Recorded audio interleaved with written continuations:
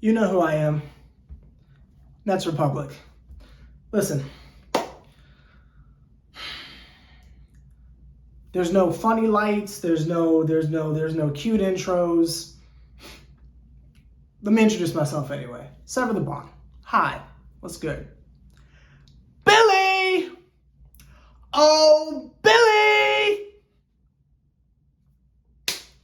This has gone too far, and we all need to sit down collectively and have a conversation. Gather around everyone. My Caucasian friends, my tap dancing friends of color, everyone gather around because Sever the Bond has something to say.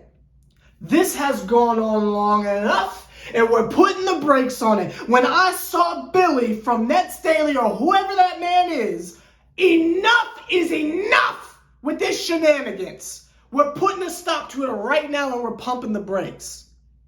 I'm done. I'm done with all of this. Kyrie is not the problem. You see the title of the video, Kyrie was fine, $50,000 for flicking off the crowd, whatever.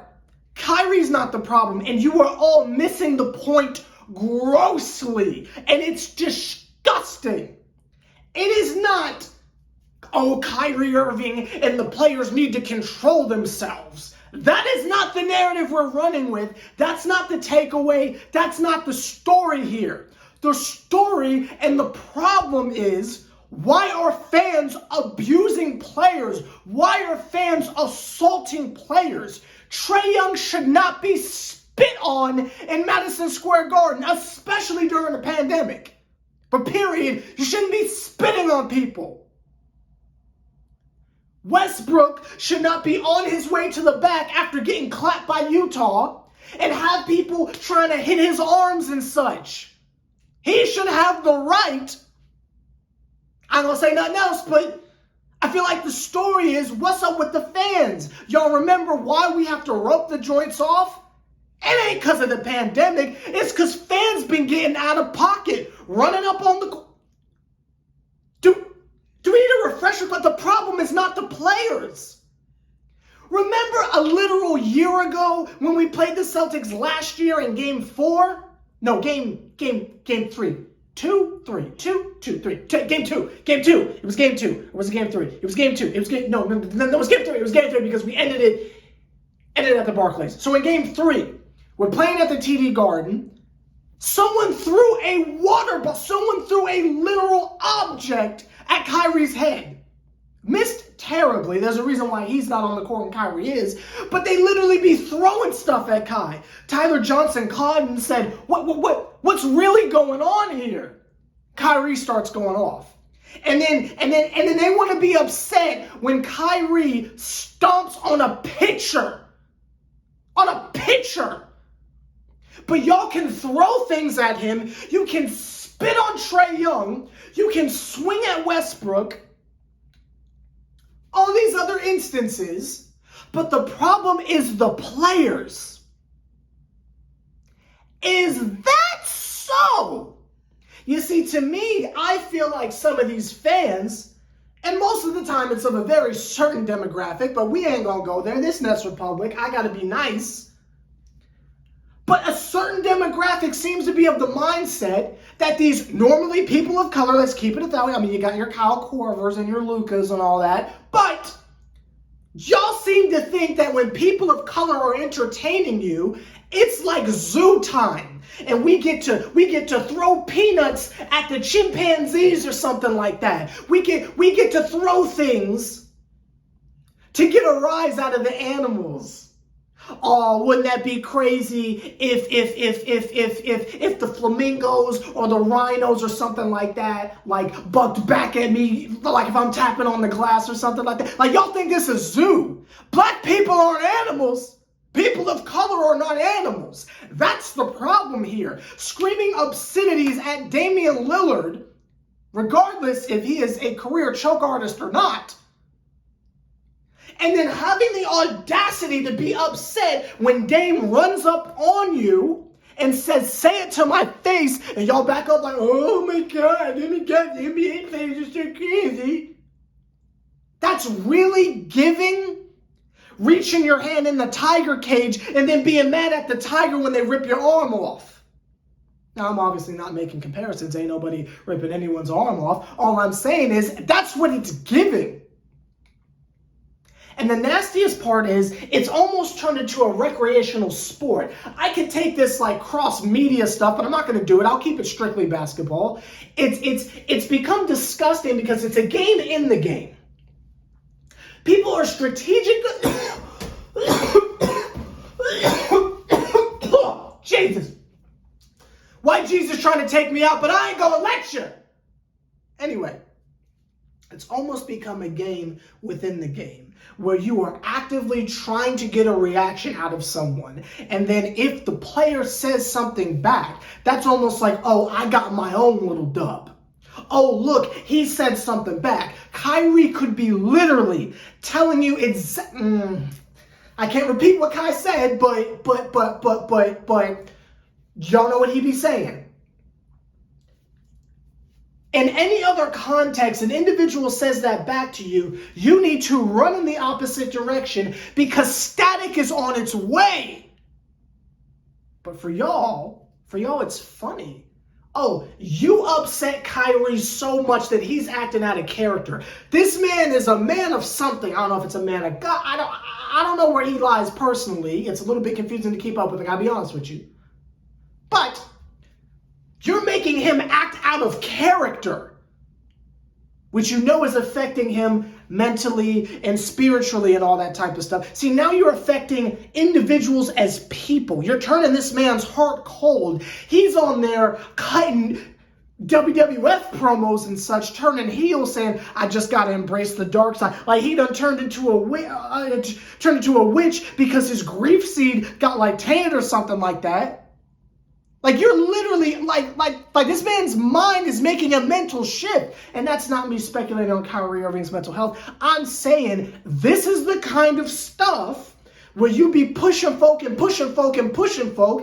something goes left. I ain't saying what, but something goes left. And then the next day we all got our RIP Kobe shirts on and be like, oh, it's so sad. It's so sad. Without even acknowledging the hand you played in it. Now, I'm saying a lot of things, and I'm talking in a lot of codes, and I'm trying to keep it PG because this is Nets Republic. Trust me, if this was my channel, I'd be a little bit more straightforward here. The point is, don't miss the point. Just because it's going over your head, read the room. Now, the talking heads like Nick Wright and them, I leave that alone because that is literal entertainment. I'm talking about you individuals who it is your sole mission to act a fool. And if you're just heckling someone, like, okay, it is what it is. I think sometimes people be going over the top. I seem to remember a time where there was no profanity policies and you could get thrown out for even causing some type of mischief like this, but I guess those days are gone. But it's one thing to just mock, homie. But to like, again, it just mind boggles me how we just pick and choose what we want to address. Yes, there is a history with Kyrie Irving and the Celtics and all that type of stuff. But to oversimplify it as, well, there's bad bloods between any team. Really, there's going to be bad blood all the time. And Kyrie left them in free agency. Yeah, let's cut the third grade petty stuff for a second. To not bring up in those very conversations where you're just beating Kai's name into the dirt, the fact that they literally threw things at this man, to just ignore that. Like there's no other pent-up history. Like this wasn't coming to a breaking point. And just say, oh, it's just Kyrie being crazy. And listen, I'm the last person to be defending Kyrie Irving. Trust me on that.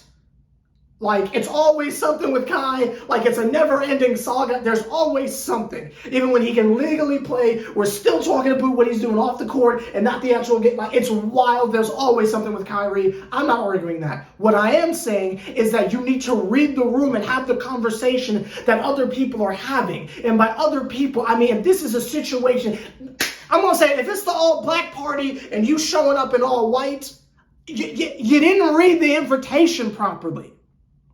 And there are some instances where I'm not hitting people with the shut up and dribble. Everyone is free to have their own personal opinions. I've had some wild Kyrie takes that people hate me for, and I understand that.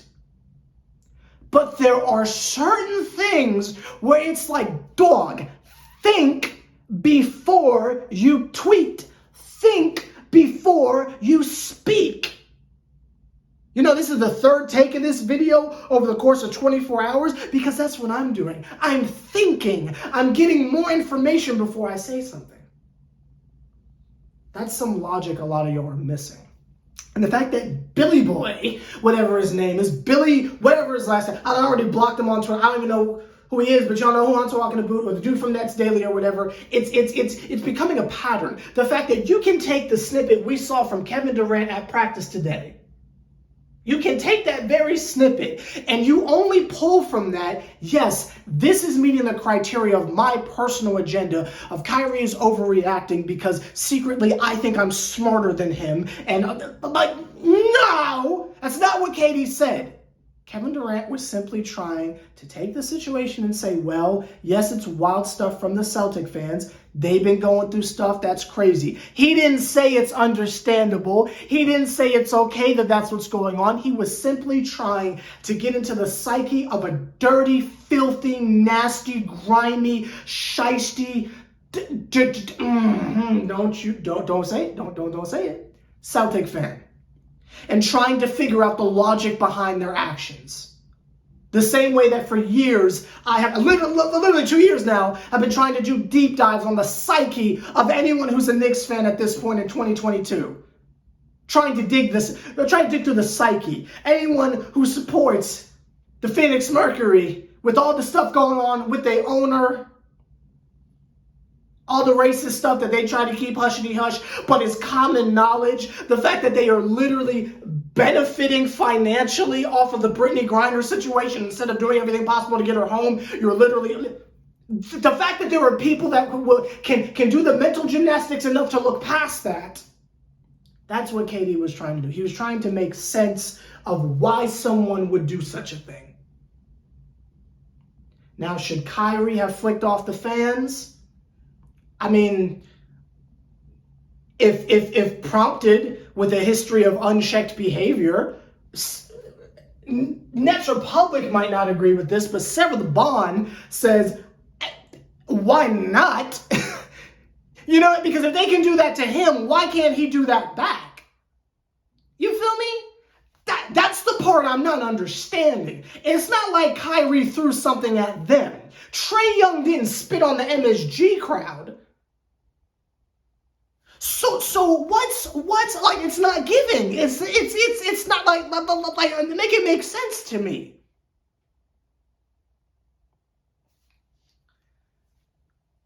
I'll say this one last thing. This whole thing is one large carryover from a general nastiness that I've seen specifically in Brooklyn Nets circles. I've been here 2 years now. I feel like I can speak on the community. I'll start with Nets Daily and I'll leave it at Nets Daily. The fact that individuals like him can post pictures of the Barclays and say, look at how Brooklyn has been cleaned up, tells me you either don't know what gentrification means or you're making a pass for it. Or you don't care and you're just here for it entirely. Because I can tell you, I've got family members whose home is literally underneath the Barclays because they tore it all down, Flatbush, all that. They tore that all down and just put the Barclays right there. Your new gigantic condominiums that no one can really afford, but it's just a certain particular demographic of people who can afford it. When you say things like, look at how the neighborhood has been cleaned up, what are you really saying? Chicago, I'm looking at y'all too. When you sit there and say things like, oh, Brooklyn's not so bad anymore, what do you mean by that? What are you really trying to insinuate? Because I'll translate for you. We got the riffraff out. We got these people of color out. We've got these lower income residents out. And now we done spruced it up a little bit. That's funny because didn't we have Basquiat jerseys last year? before his blow up, which was towards the latter part of his life, and he barely got past any glass ceilings because of all the gatekeeping. Even Warhol couldn't get him in certain places. But before the blow up that we all know him for, when he was just same-o, with the graffiti and all that stuff, before the freeforms, wasn't he a part of that riffraff that you're describing in Brooklyn and that general area during that general time period? That's funny because the riffraff and the dangerous neighborhoods and people that you, however you want to describe it, however you want to say it, gotten out. How can you then come back and then put him on a jersey? And again, we're not even acknowledging the anti capitalist rhetoric that was coming from a good bit of his pieces and such like that. His literal wishes of like, don't just sell my stuff. It's so nasty, and it's a whole conversation from a certain demographic that is not reading the room. And in 2022, like maybe everyone just forgot the summer of quarantine with all the riots and that. Maybe we just forgot. But some of y'all who were shoulder to shoulder with us are acting disgusting 48 months later. And we see you. I can't speak for Nets Republic, the brand. I can only speak for Sever the Bond. Shh. Just shh. If you don't have anything nice to contribute, shh. The conversation is not Kyrie Irving is acting out of pocket. He should be punished. Oh, you should be able to understand as Nets fans because the way James Harden left. Oh my God. Oh my God.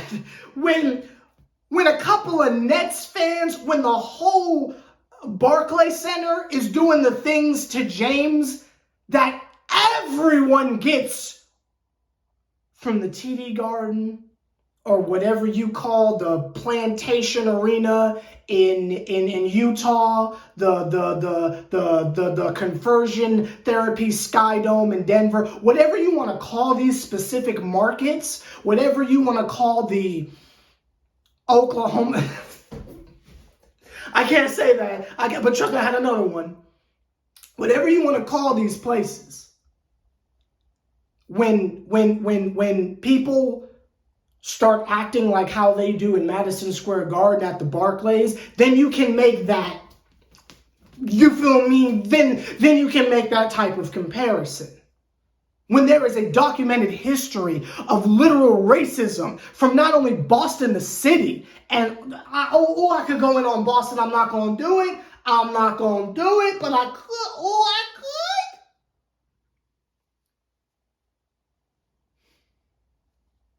When there is a literal documented history of our living legends telling us, yeah, there's a bunch of insane racism, but you know what I mean? When you can say that about the fans in Barclays and the Brooklyn, when that happens, we can start having whatever type of conversation you want to have. But until then, it sounds like you're not reading the room. So I'm going to have to escort you out. Get out. Get out. You bum. If someone has to take the heat for it, sever the bond. Nets Republic probably doesn't feel the same. Sever the bond. See y'all tomorrow for game 2.